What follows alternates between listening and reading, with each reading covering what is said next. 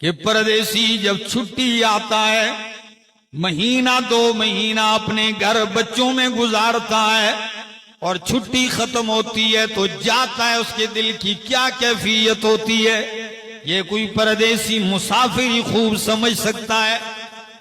मैं एक दफा उम्रे के लिए जा रहा था तो मेरी साथ वाली सीट पे एक बंदा बैठा हुआ है, बिल्कुल आंखें उसकी सुर्ख हैं, बात वो करता नहीं है।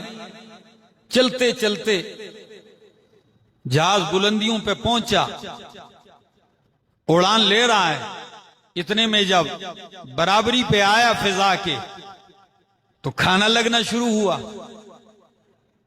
मैंने टेबल खोली, उसकी टेबल उसी तरह बंद है, मैं टेबल नहीं खोली।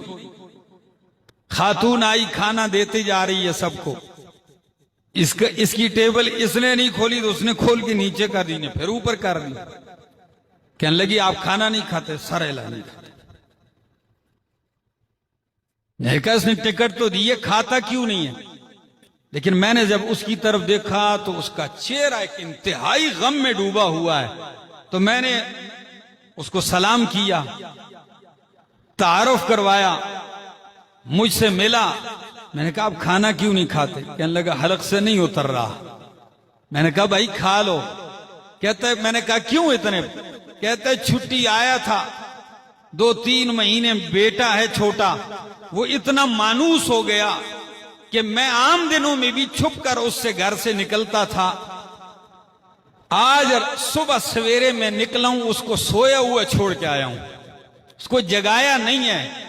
तो वो घर पे बिस्तर पे सोया हुआ मैं उसको छोड़ के आया हूं। इस वक्त रो रहा हूं कि उठा होगा तो उसने पूरा घर सर पे उठाया हो। तो उसकी बातों से मेरा भी दिल नरम हुआ।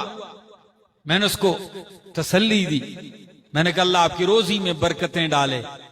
ये मैं एक पसे मंजर बयान करता हूं कि मुसाफिर की क्या हालत होती। हालांकि बच्चे को वीराने में वो नहीं छोड़ के गया, मां बाप, उसका बाप यानी दादा मौजूद है घर में, भाई मौजूद हैं, अपने खानदान में छोड़ के जा रहा है। उसके दिल की क्या हालत है, तो अल्लाह के खलील के दिल पे क्या गुजरी होगी, जहां जिंदगी का कोई आसार नहीं है और बाल सफेद हो चुके हैं, बुढ़ापे का बेटा है। 99-96 साल की उम्र में मांग मांग के अल्लाह से अल्लाह ने दिया और इस वीराने में छोड़ के जा रहे हैं, तो उनके दिल की क्या कैफियत होगी। लेकिन हुक्म रब्बी था, छोड़ के चले गए। जैसे ही बे बच्चों और बीवी के बीच में पहाड़ हायल हुआ, पहले तो देखते देखते जा रहे हैं ना, जब बीच में रुकावट आई, पहाड़ की ओट आई, फौरन इल्तिजा शुरू कर दी। कुरान ने वो दुआ नकल की, क्या फरमाया? रब्बना इन्नी अस्कन्तु मिन ज़ुर्रियती बिवादिन गैरि ज़ी ज़र्इन। ऐ मेरे रब, मैंने अपनी बाग औलाद ऐसे वीराने में ला के बसा दी है, गैरि ज़ी ज़र्इन, जहां कोई खेती नहीं। लेकिन कहा इंद बैतिकल मुहर्रम, तेरे हुर्मत वाले शान वाले घर के पास। रब्बना लियुकीमुस्सलाता, ऐ रब्बा इसलिए कि ये नमाज कायम करें। अब भी तो दूध पीता बच्चा है, लेकिन उसके मुस्तकबिल की भी दुआएं मांग रहे हैं कि काबा भी आबाद होगा एक दिन और ये नमाजी भी बन जाए।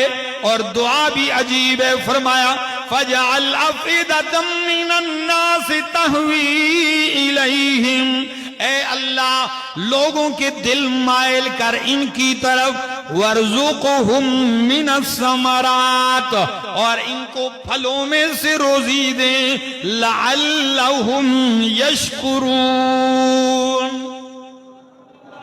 नतीजा देखा, अभी खेती भी नहीं है, रोजी किसकी मांगी जा रही है? जहां सबज तिनका तक नजर नहीं आ रहा, वहां दुआ कर रहे हैं।